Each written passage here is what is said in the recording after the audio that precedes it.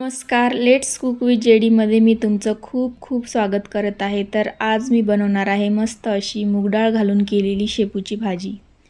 तर त्यासाठी मी एक पेंडी शेपूची भाजी घेतलेली आहे.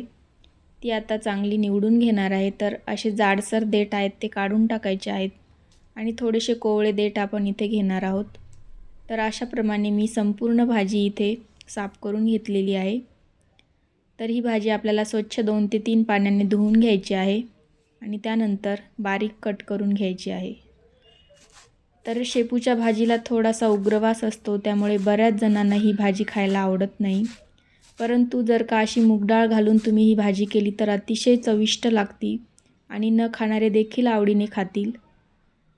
तर बघू शकता इथे मी बारीक अशी कट करून घेतलेली आहे. आता फोडणीसाठी मी एका मिक्सरच्या भांड्यामध्ये 8 ते 10 लसणाच्या पाकळ्या घेतलेल्या आहेत. 7-8 हिरव्या मिरच्या घ्यायच्या आहेत आणि 1 चम्मच जिरं घ्यायचं आहे आणि याचं जाडसर असं वाटण तयार करायचं आहे.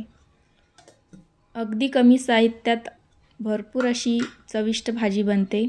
तर बघू शकता इथे जाडसर असं वाटण बनवलेलं आहे आणि मी इथे मूग डाळ 10 मिनटं अगोदर पाण्यात भिजत ठेवलेली आहे. तर आता फोडणीसाठी मी कढईमध्ये 2 चम्मच तेल घातलेलं आहे. तेल गरम झाले की त्यामध्ये बनवलेलं वाटण चांगलं परतून घ्यायचं आहे. अगदी लालसर रंगावरती आपल्याला छान परतून घ्यायचं आहे. त्यानंतर इथे मी थोडीशी हळद घातलेली आहे.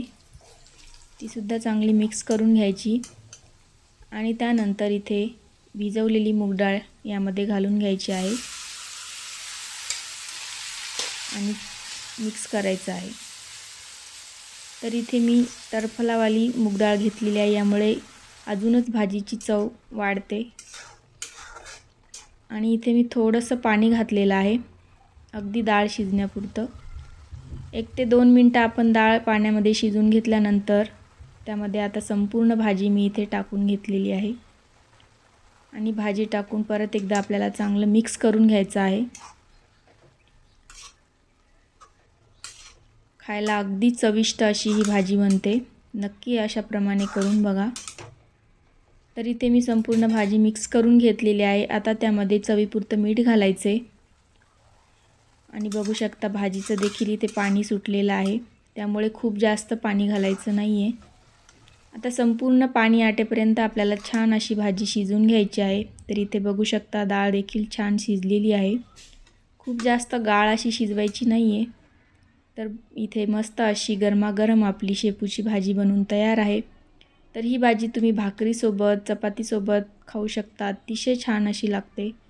तर आजची ही रेसिपी तुम्हाला कशी वाटली नक्कीच कमेंट करून सांगा आणि आवडल्यास लाईक करा, शेअर करा.